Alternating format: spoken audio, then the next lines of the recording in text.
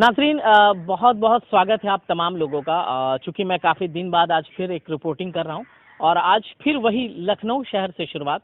और चूँकि जो मेरा दस्तूर है, हमेशा मैं एक हिस्टोरिकल प्लेस जाता हूँ और जो हिंदुस्तान की तहज़ीब है और ख़ासकर लखनऊ की तहज़ीब है, जो इमारत है, जो नवाबों का दौर है, उन तमाम चीज़ों से हम आपको रूबरू कराते हैं।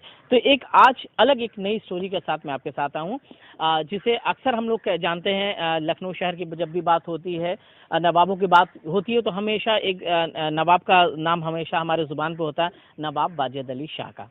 जी हाँ, जिनकी नवाबियत के बारे में लोग हर कोई जानता है।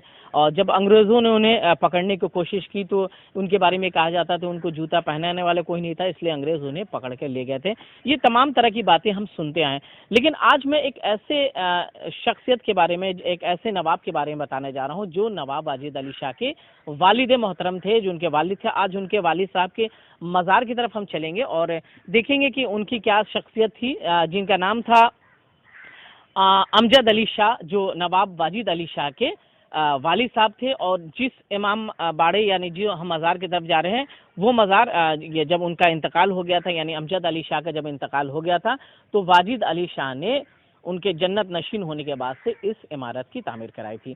तो चलिए, मैं अब आपको उस जगह लेकर चलता हूं कि और दिखाऊंगा, उनके बारे में बताऊंगा किस तरह से उनका व्यवहार था, किस तरह से नवाबियत के बारे में हम लोग बहुत तरह के सुनते हैं कि नवाब थे, बहुत अय्याश पसंद थे। लेकिन हकीकत ये है कि नवाबों के अंदर इस तरह की ऐसी कोई चीज़ नहीं थी। कुछ भ्रांतियां हैं, कुछ बातें ऐसी हुई हैं जो समाज के अंदर फैला दी गई हैं गंदगी के तौर पे। मैं समझता हूँ इस तरह का ऐसा बिल्कुल इतिहास नहीं था।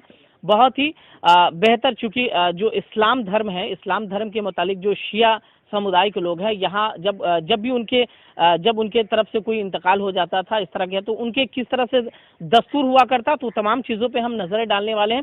तो बने रही मेरे साथ इस वीडियो के साथ। और आज हम आपको लेके चल रहे हैं अमजद अली शाह के मज़ार, जो नवाब वाजिद अली शाह के वालिद। किसी साहब ने कहा कि आप जब यहाँ का विजिट कर रहे हैं, लोगों को दिखाने आए हैं, तो यहाँ की एक चीज़ दिखा दीजिएगा, हौज़, और उसकी हालत के बारे में देखा गया। तो मैंने उनसे ये कहा कि हालत तो चाहे आप इमामबाड़े की बात करें, जिस मकबरे की बात करें, या फिर तमाम चीज़ों को, उसमें बहुत ज़्यादा ऐसी जगह है जिसकी मरम्मत की काफ़ी ज़रूरत है। अब हम अपने कैमरामैन से कहूँगा ज़रा वो हौज़ भी दिखा दिया जाए, जहाँ पर किसी वक्त में पानी हुआ करता था, मछलियाँ होती थी। चूँकि ये वज़ू खाने के लिए जिन्हें जो लोग नमाज, मस्जिद भी है, इसके आगे भी मस्जिद है, वो भी हम आपको दिखाएंगे। यहाँ पर कभी दौर में उस दौर में पानी की किल्लत हुआ करती, जिसकी वजह से हौज़ बनाया जाता था और उस हौज़ के ज़रिए लोग पानी भी पीते थे और वज़ू भी करते थे। तो तमाम तरह की ज़रूरतें यहाँ से पूरी होती थी। लेकिन आप आज निगाहें डालेंगे तो देखिए, आपको गंदगी का अंबार भी यहाँ दिखेगा। गंदगी है ना, इसकी साफ़ सफाई है ना, तमाम तरह की जो चीज़ें होनी चाहिए, ना कभी इसमें पानी भरा गया। और जो है दीवारें जो इसकी चटक चुकी हैं।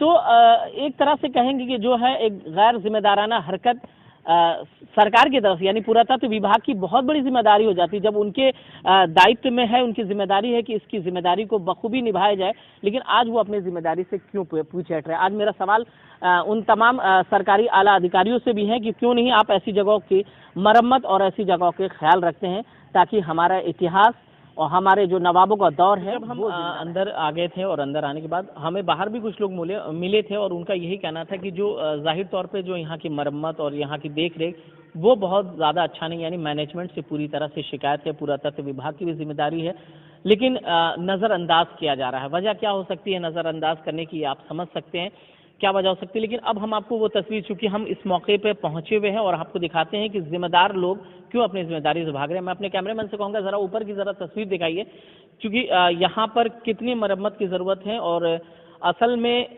जो अमजद अली शाह थे, उनकी जो ज़िंदगी थी उसको देखते हुए उन्होंने लखनऊ शहर को सजाने की जो कोशिशें थी, लखनऊ को बसाने की, और लखनऊ में तरह तरह की इमारतें बनाने की, वो तमाम चीज़ें यानी नवाबों के दौर में किया गया। लेकिन कहीं ना कहीं अब हमारी भी जिम्मेदारी है कि जिन्होंने इस काम को इतना आगे बढ़ाया, हम उनकी जगह को ही महफूज कर ले। आज के दौर में ये बहुत बड़ी बात है।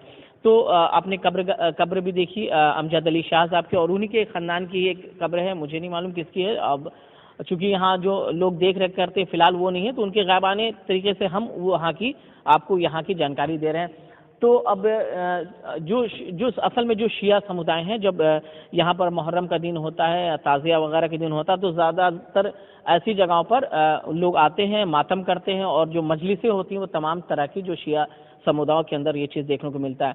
और सबसे बड़ी बात है कि जो उनकी ये सोच थी कि जितने भी आप नवाब देखेंगे आज के दौर के, पहले के दौर के जितने भी नवाब देखेंगे, हर कोई जो नवाब थे वो हजरत अली के जो है ज़रूर एक कब्रगाह बनाते हैं, क्योंकि उनके मरने के बाद यहाँ पर वो इसाले सवाब का काम और जो होता वो बराबर बना रहे, इसलिए मरने के बाद भी उन्हें इसका सवाब मिलता रहे। तो ये सोच उनकी थी, और इस सोच को आगे बढ़ाते हुए आप जितने भी लखनऊ के अंदर या लखनऊ से बाहर आप चले जाएंगे जहाँ पर नवाब हुआ करते थे, उन जगहों पर, तमाम जगहों पर आप हज़रत अली की कब्रगाह को देखेंगे, जहाँ पर जो शिया लोग हैं वहाँ पर मातम और इस तरह की मजलिसें करते हुए नजर आते हैं।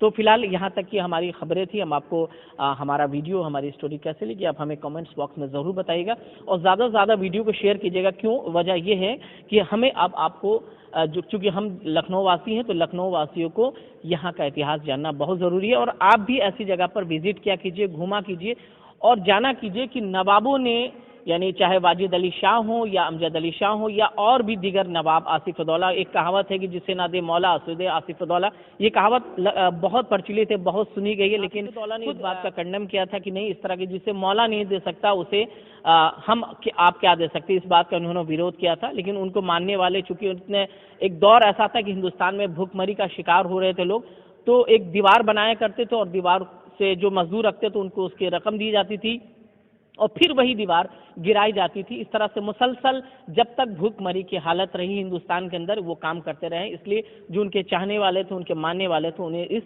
लफ्ज से उसे याद करते हैं।